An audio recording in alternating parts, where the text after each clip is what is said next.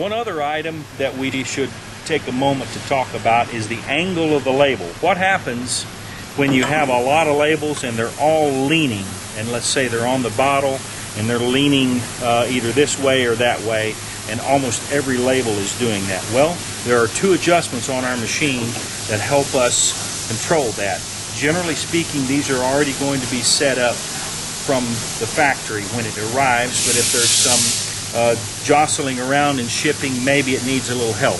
You'll see one of them is this angle of the peel tip, if you will. Is it parallel to the wall of the bottle and parallel to the wrap belt itself? In other words, the wrap belt is a flat surface right here, and I've got a flat surface right here, and in an ideal world, this should be parallel with it. We're going to look underneath the head, and I will show you the adjustment for correcting that if it's out. We have two adjustments underneath. You'll see the applicator head is actually mounted on this big bolt. Underneath it, you'll see we have a smaller bolt, and we have a curved or slotted path here, which allows us to actually tilt the whole applicator head back and forth this way.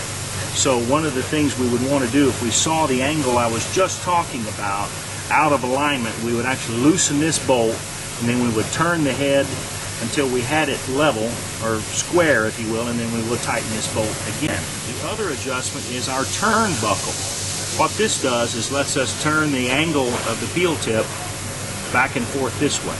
So if I've got the peel tip square to the wall of the bottle, and on all my labels are leading this way, I would actually lower it down until the leading edge, if you will, the leading edge of the label is square to the wall of the bottle.